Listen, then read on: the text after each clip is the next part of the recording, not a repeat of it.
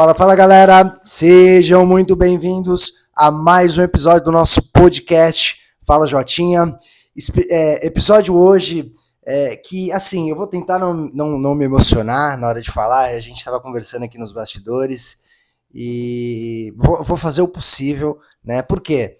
Galera, o episódio de hoje é a nossa despedida, né, Jotinha?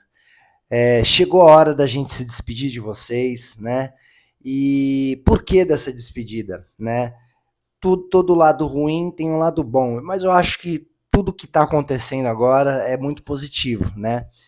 Mas envolve a despedida desse ambiente maravilhoso que nós construímos aqui, que começou talvez lá em 2011, quando a gente ainda estava estudando, a gente estava matriculado no curso de engenharia, né?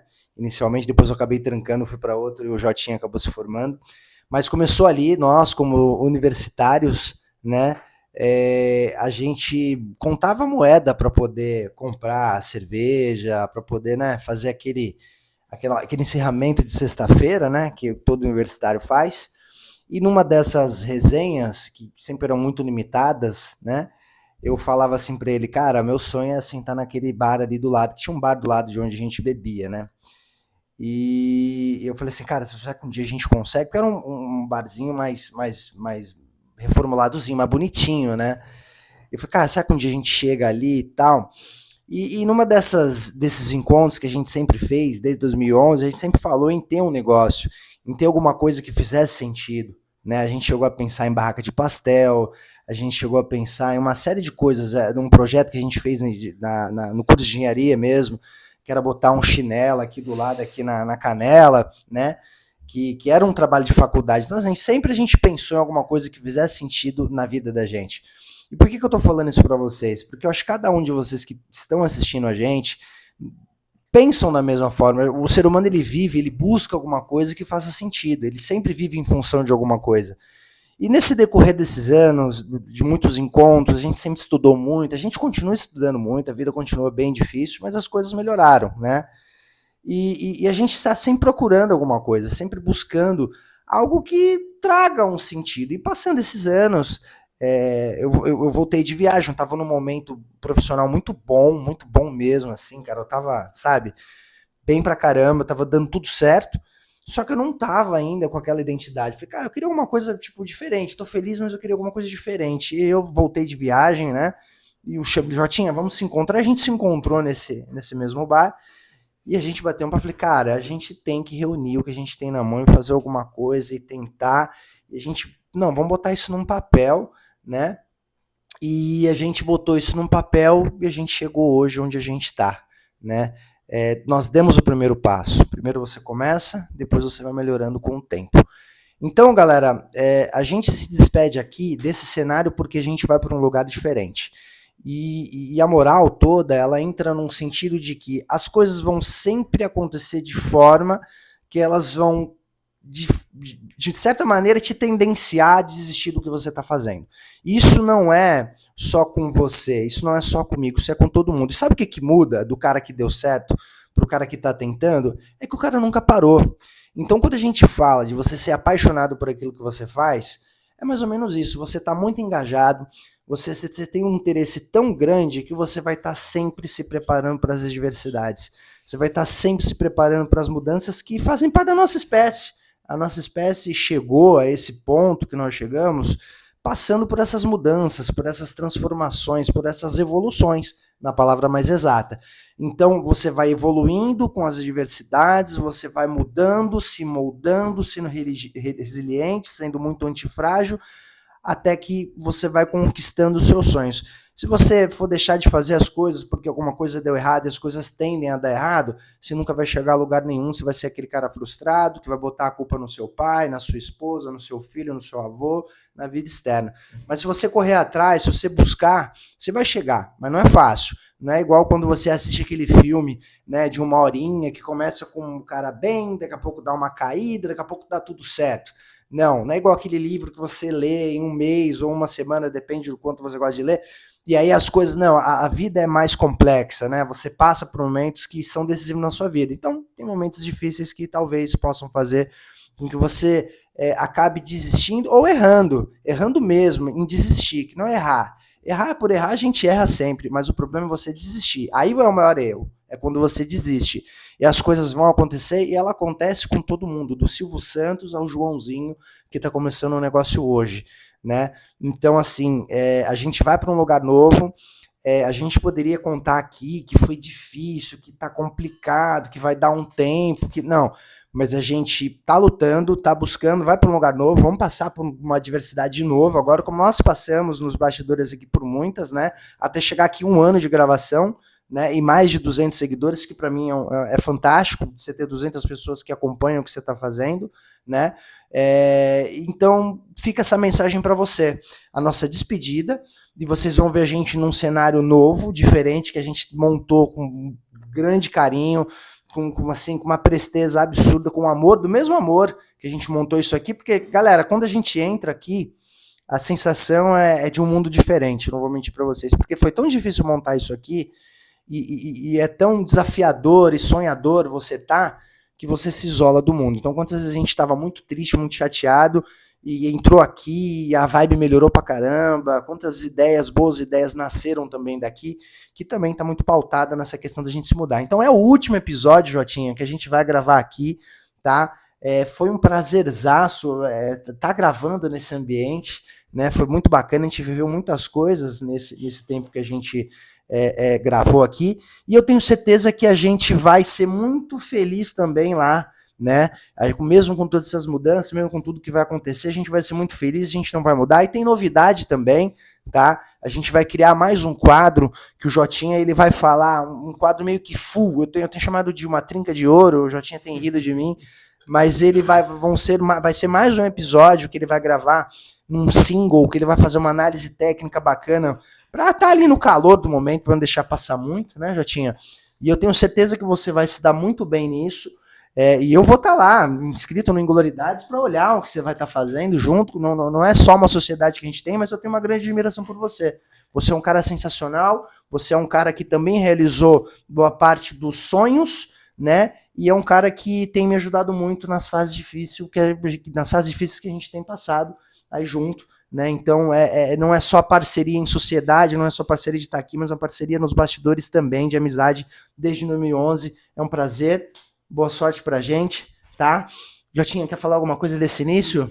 Quero, não vou me alongar tanto como você falou muito bem, como sempre, né? Mas só dizer, né, que passar, né, essa experiência aqui para os nossos amigos, nossos seguidores, né, que tem sido realmente muito prazeroso estar, né, fazendo esse trabalho que a gente tem feito. Não é só chegar aqui e gravar, né?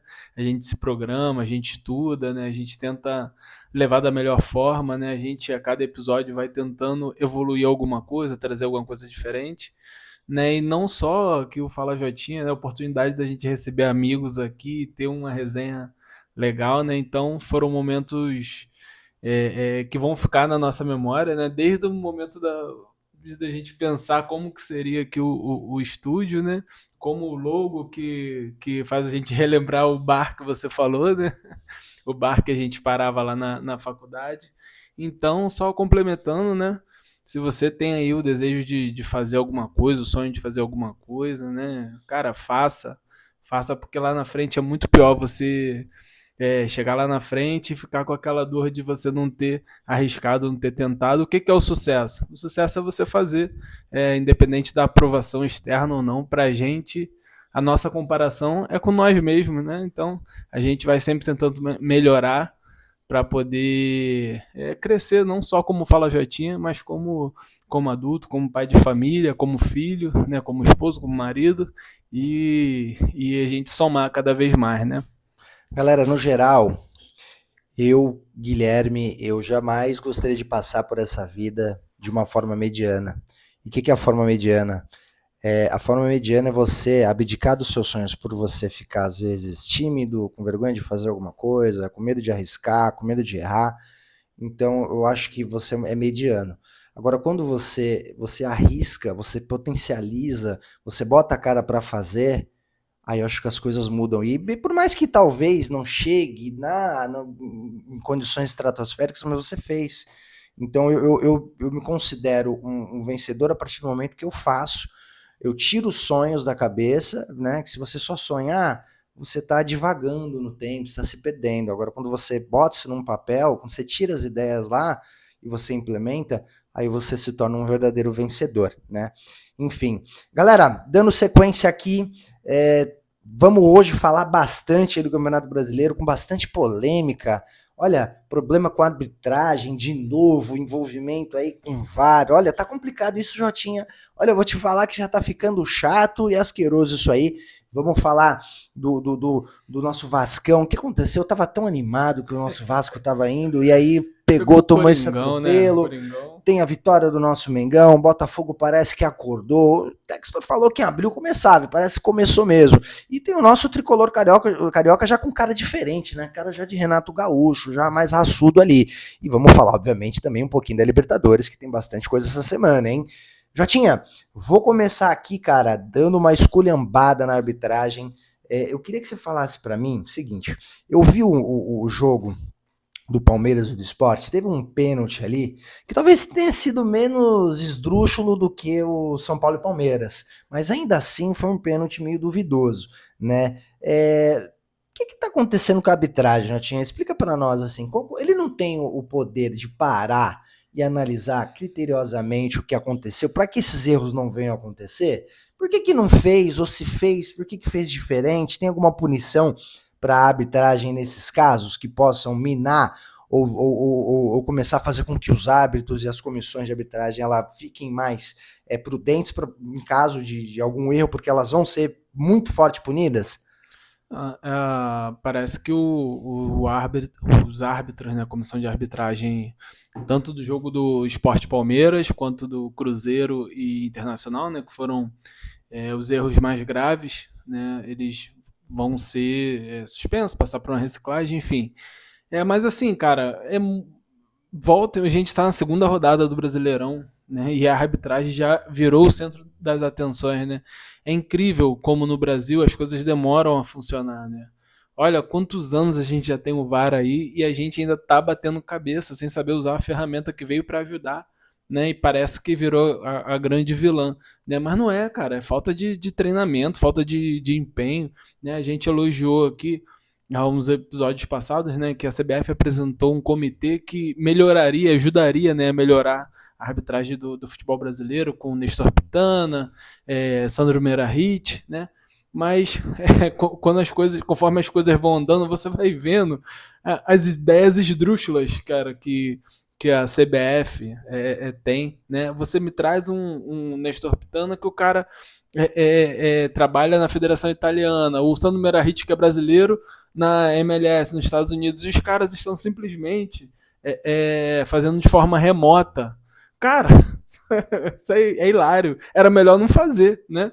Então, a gente segue cambaleando com a arbitragem. Nosso produto, que é o futebol brasileiro, cada vez mais com jogadores internacionais renomados, elencos cada vez mais fortes com a chegada das SAF, dos investidores, né, os times cada vez mais profissionais, e a arbitragem segue, né, sendo aí, infelizmente, o centro das atenções. Esse lance, cara, do Sport Palmeiras, cara, é inadmissível, ainda mais quando você escuta o áudio do VAR, né, cara, é inadmissível, você vê o quão despreparados estão, né, os profissionais, né, de arbitragem, né, ali, cara, o cara acerta a bola, e no áudio, né, que a CBF divulgou, o cara diz que a bola não muda de movimento, pô, claramente muda, então não é problema só de instrução, é de visão, sei lá. Então, cara, prejudica bastante o esporte, né? Que obviamente já lançou uma nota oficial, né? E essas notas são muito engraçadas, né? Porque elas vão aí acontecer durante todo o campeonato. Todos os times provavelmente vão lançar uma nota dessa de repúdio contra a arbitragem. Mas, ô Gui, é engraçado, né? No episódio aí passado a gente falou sobre a questão da CBF, né? Que o Edinaldo Rodrigues foi eleito como presidente da CBF de forma unânime, sem mesmo o Ronaldo ter sido ouvido pelas federações, né? E pasme se quiser, todos os clubes da Série A votaram unanimemente pro Edinaldo ser o presidente da CBF. Ou seja, eles estão satisfeitos com o que está acontecendo, né? Então essa nota de repúdio do esporte para mim não faz sentido. O cara estava satisfeito, o cara teve agora, um mês atrás, a oportunidade de mudar e não quis mudar, né? Então, cara, é isso aí. O futebol brasileiro, mais uma vez, a gente vai ter mais um campeonato condicionado a erros de arbitragem, né? E pior que fica um sentimento ruim, né? Isso atrapalha bastante, né, cara? Uma ferramenta que foi feita para poder trazer para a gente benefícios e a gente acaba reforçando mais o erro, né? Porque uma coisa é você não ter aquela tecnologia, né, para você poder usar. Então você fica ali na falha humana, será que viu? Será que não viu? Será que dava para ver, né? Agora, se você tem a possibilidade de você rever e você erra de novo, absurdo, rapaz, cara. fica difícil de Muito aceitar absurdo. agora, hein, cara? Fica estranho, não fica, galera? Você que tá seguindo a gente tá pegando pesado falando disso aí, mas vocês não concordam que uma ferramenta dessa foi feita para poder a gente melhorar e pelo jeito tá piorando, né? Eu tinha, continuando aqui, o nosso glorioso conseguiu emplacar uma vitória no Campeonato Brasileiro, né? Expulsou a má fase, pronto, já acabou, agora não perde mais, com mais 10 rodadas, Botafogo já tá ali disputando o título? Já é líder, né? Mais uma vez, Fogão empatado ali com o Internacional, contra o Palmeiras, né? Flamengo. Nenhum time, cara, uma curiosidade dessa primeira rodada, dessa segunda rodada, né? É que nenhum time chegou aos 6 pontos, né? Na segunda rodada, né? Todos ali que estão lá na frente estão com 4 pontos, né? Então ninguém será possível ganhar todos os jogos do campeonato. Mas o Fogão, assim, eu não acho que ainda a gente pode dizer que né, o caminho já está ali sendo bem feito e tal, mas tem alguma evolução. Mas eu senti o Botafogo com bastante dificuldade nesse jogo, para ser realista, bastante dificuldade nesse jogo contra o Juventude, principalmente enquanto ele manteve o esquema com 3 meias, né, ali com Gregory, Marlon Freitas e o Patrick de Paula, né, até a gente falou aqui sobre essa questão, né, que tá chegando aí daqui a pouco o Wendel, grande contratação do Botafogo, e eu acredito que a manutenção desse esquema seja para quando o Wendel chegar, ele encaixe ali provavelmente na vaga do Patrick de Paula, né? Hoje é muito difícil você pensar o Botafogo sem Gregory e Marlon Freitas ali no meio campo, né? Mas o Botafogo, né, tem muita qualidade, acabou abrindo o placar e quando estava com 1-0 na frente ali do placar, sofreu bastante, cara. Poderia ter sofrido o empate, o John fazendo grande defesa, teve bola na trave do Juventude, né? Mas o Botafogo, ele encontra ali o segundo gol e no momento que o Renato Paiva, ele saca o Patrick de Paula e coloca mais um meia. Aí o Botafogo passa a jogar o estilo Botafogo campeão da Libertadores, campeão brasileiro, quando tinha ali 3 meias ali que se revezavam, 3 pontas, meia, né? E ali levando a bola ali até o Igor Jesus, sendo mais acionado. Então, com a entrada do Santi Rodrigues, o Botafogo passou a jogar mais fluido, ter mais oportunidade e o time melhorou. Agora resta saber, né? Amanhã o Botafogo enfrenta o Carabobo no Engenhão. Qual vai ser o esquema, né? Eu acho que talvez ele mude, né? Amanhã. O Botafogo passou a jogar melhor, jogando dessa forma que jogava no ano passado, então eu acredito que o Botafogo deva acabar retornando ao esquema ali antigo para as coisas voltarem ali a funcionar de melhor forma, né? E falando de vitória, a gente tem aí 27 jogos de invencibilidade do nosso Mengão. O Flamengo tá aí fazendo 2025 ali, ó, dentro das cartilhas, dentro do requisito. Ontem venceu, né? Tá ali também na disputa do título. A gente também, na simulação que a gente fez no último vídeo, a gente também propotizou isso, o Flamengo lá em cima disputando. Campeão. Né? O que a gente enxerga ali desse Flamengo já nessa vitória de 2-1? Enxergo o Flamengo muito, muito, muito competitivo, muito ciente do que faz em campo, né? A única questão assim, que ainda me incomoda ali no Flamengo é que o Flamengo ele domina muito bem os adversários. Todo jogo o Flamengo consegue o domínio sobre o adversário, mas ainda peca bastante em converter esse domínio em gols, né? Em supremacia no placar, né? O jogo ali que o Flamengo dominou contra o Vitória, poderia muito bem ter terminado empate, né? O Flamengo acha o gol no finalzinho ali com o Bruno Henrique, né? Então acho que ainda falta pro Felipe Luiz encontrar ali uma forma do Flamengo ser mais letal quando chega ali na frente, né? A expectativa é nessa volta aí do Pedro, né? Com a volta do Pedro, né? A gente espera que o Flamengo consiga converter mais ali as suas oportunidades. Dessa vez foi o Bruno Henrique, né? O primeiro gol foi um golaço do Arrascaeta, né? Que vinha devendo, né? Mas fez um baita de um golaço e é um jogador que decide, né? E é isso que a gente espera dele. Jotinha, é loucura dizer que o Bruno Henrique teria potencial para ser um jogador de seleção brasileira, cara? Não é loucura. Ele, até na época do Tite, ele chegou a ser utilizado. Não foi bem na época, né? Que ele foi convocado. Mas é uma posição, né? A posição que o Bruno Henrique joga é uma posição que tem muita disputa, né? Tem muita opção. Então fica difícil quando você tem jogadores jogando na Europa, né? Como Vinícius Júnior, Rodrigo, Savinho, Rafinha. Então tem muita opção aí se você for ver. Então ele acaba ficando ali mais para trás e o Bruno Henrique tem contra ele, né, que ele passou por períodos longos de lesão, né, então talvez isso tenha prejudicado ele a ter uma sequência até mesmo de oportunidades na seleção. E o Arrasca, cara, dá pra gente considerar que ele já tá voltando, já tá conseguindo eliminar um pouquinho desse início de ano um pouquinho mais pavoroso, que eu acho ele um puta de um jogador, sou fãzaço do Arrascaeta, o pessoal tava pegando um pouquinho no pé dele, claro, por ser um grande atleta, né, você fica sempre no auge ali, tem né? a expectativa grande, né? A expectativa é muito grande, então qualquer vacilozinho, qualquer coisinha que não faz com que ele tenha um nível abaixo, né, mas a exigência ela fica ali, né? Já mostra que de repente esse passo maior que ele deu nessa última partida já sentiu um pouquinho das críticas e já tá voltando e fica ali no tá tudo bem? É um misto, né? Acho que o Felipe Luiz também, provavelmente ele vai tentando ali encontrar uma forma de extrair o melhor do Arrascaeta, que o técnico também tem que ter uma participação efetiva nisso aí.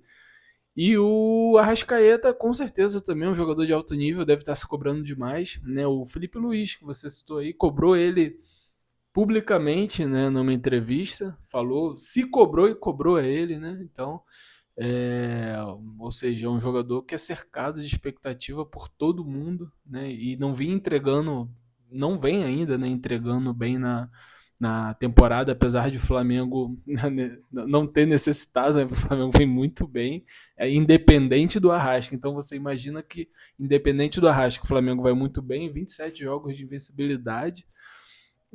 Tu imagina o Flamengo com Arrasca, Pedro, né, fazendo a diferença ali, então é um Flamengo muito promissor, né? E o que a gente espera do Flamengo e Central de Córdoba? O Flamengo jogando em casa, né?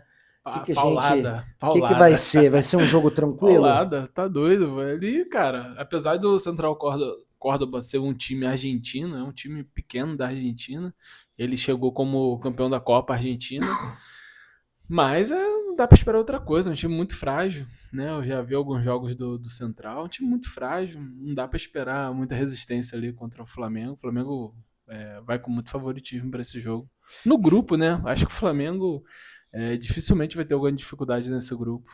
O nosso tricolor carioca, já com cara de Renato Gaúcho, emplacou uma vitória ali bem no finalzinho, né? Conseguiu emplacar por 2-1. Já mostra um Fluminense com um elenco ali que aceitou muito bem o Renato Gaúcho, já diferente, espantou a crise, pau na máquina e vamos disputar um G4? Se disputar o G4, a torcida, porra, agradece, né?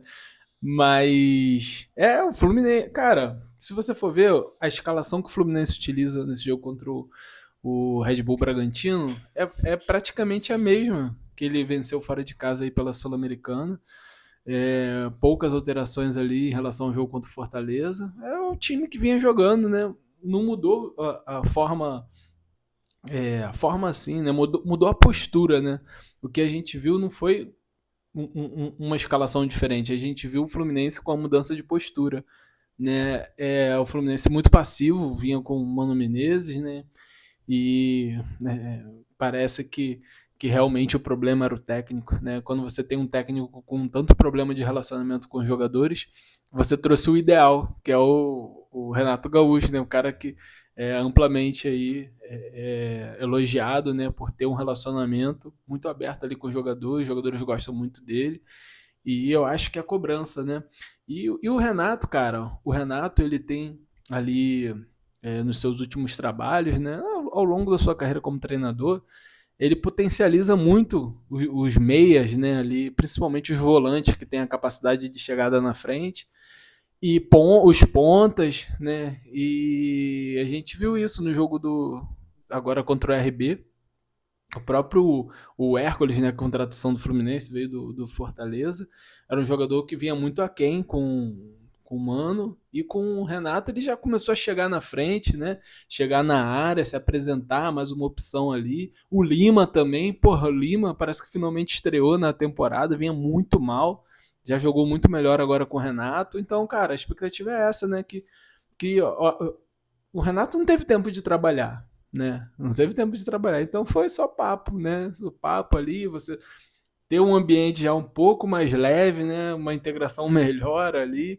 E é isso, né? Eu falei aqui várias vezes, você também já falou várias vezes, o Fluminense não é um time fraco para estar passando perrengue na temporada. Eu acho até que o Fluminense, cara, a Sul-Americana, pô, se o Fluminense levar a sério essa Sul-Americana, não sei não, cara. O Fluminense tem grande chance de chegar aí nas finais e até mesmo ser campeão. Tem um time com potencial, não é um time fraco, não vejo como um time fraco, mas também não é um time nível G4, né? Como você brincou aí no começo. Pode chegar, cara, porque o futebol é ali disputado, né? É pouca ali a diferença, né? Mas é um time que também não é para estar brigando lá embaixo. Então a chegada do Renato talvez ali seja o ânimo, o boost ali que precisava para o Fluminense tentar alcançar alguma coisa nessa temporada. A gente poderia falar sobre os 4 maiores cariocas que fizeram todo o seu dever de casa aí, se saindo muito bem, mas o nosso Vasco parou no Corinthians também, que parece que vem fazendo aí uma fase meio que, né, de inconstante, mas, né, se mostra forte, como a gente falou aqui desde o início do ano. E emplacou ali um chocolate em cima do Vasco, que não foi só o resultado, né, mas pareceu um Vasco meio perdido de novo em campo. Jotinha, situação do Vasco, cara, tá crítica, assim? Tem alguma coisa para mudar? O que a gente tem para o Vasco aí? Porra, Gui, tu não acha que o Vasco tá sempre na corda bamba, cara? Tu não fica com essa sensação de que o Vasco tá Eu sempre na acho corda bamba? muito triste por sempre isso. com risco ali, sério, de Sim. tudo dar errado, cara. É triste, porque assim, eu gosto muito do Vasco, né? Eu sempre falei isso. O sonho, meu sonho, ó, minha vontade maior era de ver um Vasco que tem que estar lá. O Vasco é um grande time, tem uma grande história. Para você que não conhece a história do Vasco, depois você pesquisa, que você vê que a história bonita, né? Que o Vasco tem. Então, assim, quando você olha um time do tamanho do Vasco, e a gente sabe que as crises acontecem, as más fases elas podem vir a acontecer, mas o problema é a constância disso, né, cara? Você passa um ano ruim, 2 anos ruim, mas o problema é a insistência. E o outro problema é você não ver nada que esteja sendo feito, horizonte, né? Um horizonte para que isso mude, né? Você vê só ali, ó, a mesma coisa, entra a diretoria, sai a diretoria, a mesma coisa, aí reclama de não sei o que, reclama de não sei o que lá.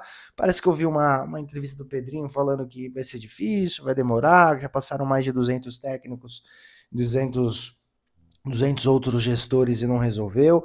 Mas, cara, e aí? Fica no feijão com arroz a vida inteira, espera ser rebaixado para poder fazer, ou até mesmo fica ali nos times que não ganham nada, né? A gente fez também essa simulação, né? E fica ali sem ganhar, é mais prejuízo da mesma forma, né? Você não tá ganhando nada. E o Vasco tem uma torcida muito grande, uma torcida exigente, se não me engano, é a 3ª maior do Brasil, né? Então, assim, por que tá nessa fase? Por que, né? Não tem mais horizonte, Jotinha, não tem nada ali que possa ser feito, não tem nenhuma proposta positiva para esse ano 2025 ou para os próximos anos que vão mudar essa cara do Vasco? Tem sim, cara. Eu acho que até a gestão do Pedrinho, né? O Pedrinho tá tentando botar ordem na casa, né? Só que é até um pouco. Eu tô tentando encontrar qual é uma palavra, né? Mas o Pedrinho, como comentarista, era o melhor comentarista foi eleito o melhor comentarista do Brasil, né? Por votação. E quando você assume ali a presidência, quando você tem que tomar decisões, você vê que o buraco ali é mais embaixo, né? Hipocrisia é a palavra que eu queria usar. Mas você vê que o buraco ali é mais embaixo, né? Então, por que eu tô falando isso? Eu tô falando isso porque a escolha de um técnico, cara, a escolha de um técnico, o nosso querido John Textor aí foi muito criticado pela demora na escolha de um técnico pro Botafogo. Realmente demorou demais, prejudicou o planejamento do Botafogo para a temporada. Mas também, de um outro lado, tu olha, né, uma escolha do Vasco, do Fábio Carilli, totalmente sem convicção, cara. Eu não duvido nada que ele, mais tarde ou mais cedo, ele vai cair do cargo, né? Porque não tem ali convicção, você não tem uma expectativa definida para o técnico. Olha só, a gente vai, ó, lutar contra o rebaixamento. A nossa meta esse ano é ficar na primeira divisão. Ficar na primeira divisão, então vamos jogar esse futebol fechadinho aqui, tá? Porque aí a gente vai ser competitivo e não vai. Mas não tem isso, sabe? Você espera que o seu time não caia, que o seu time não sofra, mas aí o Pedrinho vai lá na coletiva e diz que o Vasco tem um dos 8 melhores elencos do Brasil. Porra, cara. Eu acho que, assim, tem que ter consciência do que tá falando, tem que ter uma expectativa realista do que é o Vasco hoje, né? O Vasco, repito aqui, tem time piores do que o Vasco, mas também o Vasco não é um dos melhores, né? Então vai sofrer, vai ser difícil, vai ter que jogar no limite, né? Então o Vasco, aí você passa também por erros, né? Para mim o Fábio Carilli, eu não estou isentando, não estou sendo advogado dele aqui não, ele realmente tá errando, tá fazendo o Vasco jogar mal. O cara me chega, Gui, para jogar contra o Corinthians, lá na Neoquímica Arena. Porra, ele me deixa simplesmente o Felipe Coutinho e o Verratti no banco, cara. Pô, fica difícil, né? Como é que o cara vai competir contra o Corinthians? A gente tá vendo a forma que o Corinthians está jogando. Cara, você tem que botar tudo que você tiver de melhor para enfrentar o Corinthians fora de casa, é muito difícil, né? Ainda mais na fase que o Corinthians está. Então, aí o cara vai e me joga com o Verratti, me joga com o Coutinho, pouco compete ali nesse jogo, né? O que eu vi foi um Memphis Depay, um Yuri Alberto, os caras brincando. Assim, o Corinthians teve 2 gols anulados, poderia ter sido 5-0, né? Poderia ter sido uma derrota mais vexatória, né? Então, cara, assim, eu sei que o Pedrinho está com dificuldade devido a essa questão da SAF, né, que realmente deixou o Vasco em maus lençóis, mas algumas decisões poderiam ter sido tomadas melhor, como a escolha do técnico, como a montagem do elenco, né, cara? E, pô, você vê o Vasco indo jogar contra o Corinthians, tem a menor chance de vencer, para mim isso é muito triste. É ruim, né? É ruim essa fase, e o pior é realmente o que a gente falou aqui, de não ter um horizonte, de não ter nenhuma proposta que faça com que o Vasco tenha com que o torcedor, ou todo mundo que acompanhe, tenha essa esperança de sair desse lamaçal, desse pântano terrível que o Vasco não merece estar, né? Em sequência aqui, Jotinha, pulando um pouquinho ali para Libertadores, o São Paulo e o Palmeiras também jogam aí, o São Paulo contra a Alianza Lima e o Palmeiras contra o Cerro Porteño. O Palmeiras está ali disputando também a liderança do campeonato, está lá em cima na liderança, né, junto com os demais na mesma contagem de pontos, mas o São Paulo está a ladeira abaixo, pelo menos no Campeonato Brasileiro, né, ele não conseguiu ganhar nenhuma ainda, empatou com o Atlético, né, e está com essa crise interna. O que a gente espera dessas duas equipes aí na Libertadores? Os dois são favoritos, né? A gente sabe do desnivelamento que tem entre as equipes brasileiras para as sul-americanas. Falando aqui do Palmeiras, o Palmeiras, a gente vê que as coisas não dão certo, né?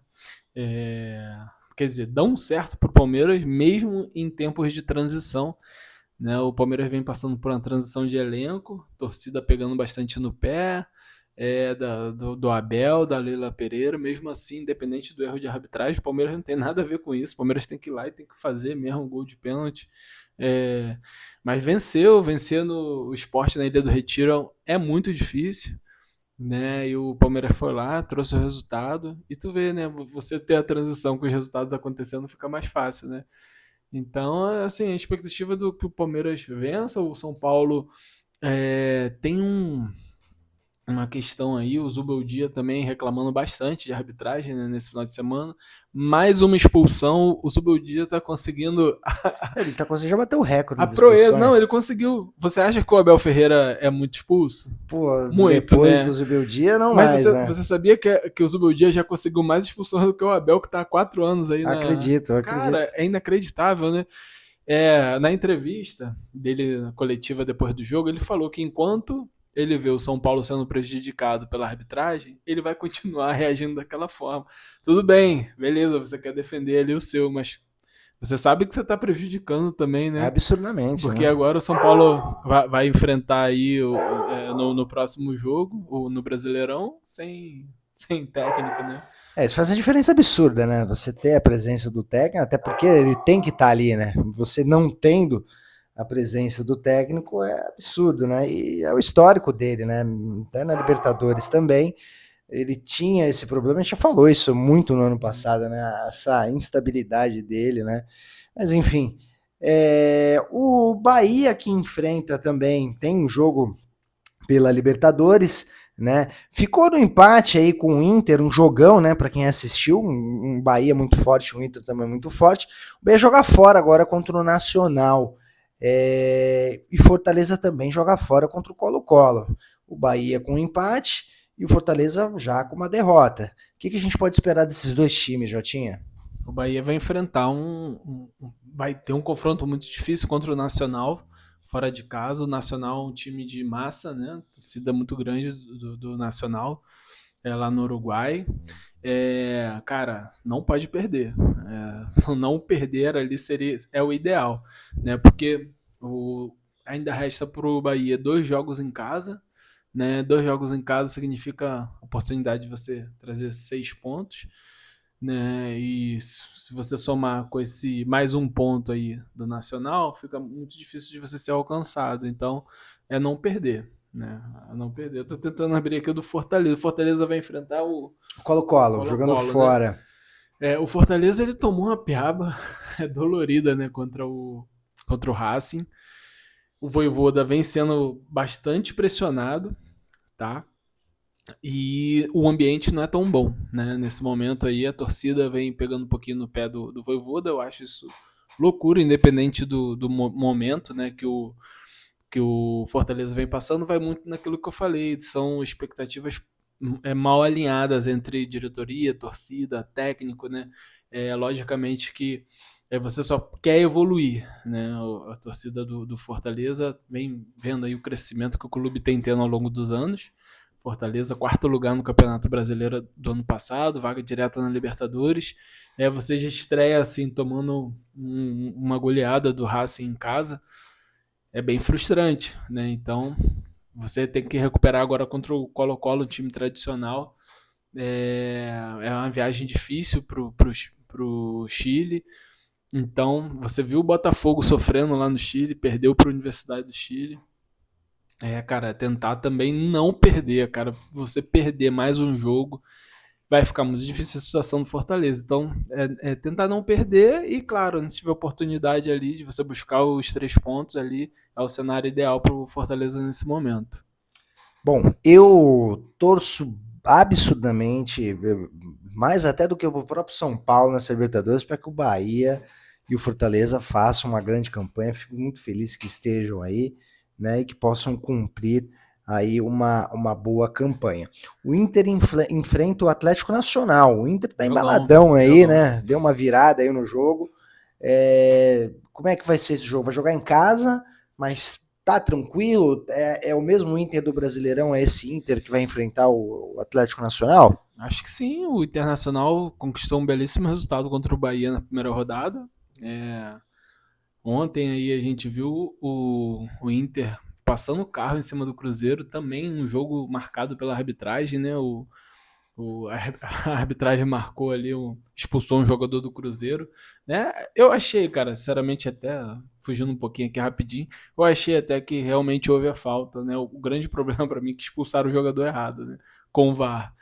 Mas vem jogando muito bem, cara. Eu acho que aquela nossa previsão que a gente fez aqui, né, do Internacional brigando muito forte no Brasileirão vai se cumprir, né? Pela forma como o Inter tá jogando, pelo elenco que tem e por ter jogadores com capacidade de definição muito grande, né? Quando você tem no seu elenco jogador do nível do Alan Patrick, do nível do Ener Valencia, então a expectativa é que isso aí tudo se traduza numa campanha vitoriosa na Libertadores e no Brasileiro. Primeira rodada, um excelente empate, agora se jogando em casa, mesmo o Atlético Nacional sendo um adversário difícil, um dos maiores clubes da Colômbia, mas acho que o Internacional tem tudo para conseguir os 3 pontos. Bom, galera, vamos chegando aí ao fim de mais um episódio do nosso podcast aqui, o Fala Jotinha. É isso. Deixa seu like, curte, compartilha, que isso é importantíssimo para o canal. E chegou-se a hora, né? No apagar das luzes de hoje, não gravaremos mais nesse amado e glorioso ambiente de muitas conquistas aqui. Um beijo no coração de vocês. A gente se vê agora em outro local. Galera, obrigado aí por estar com a gente aí nessa caminhada, né? Como eu falo aqui sempre, TikTok, Instagram, acompanha a gente lá também, @FalaJotinha, não deixa de estar curtindo nosso short, nosso conteúdo, os vídeos antigos, as entrevistas, os especiais, tem muito conteúdo bom aí no canal. Valeu, um grande abraço, tamo junto, até a próxima, tchau!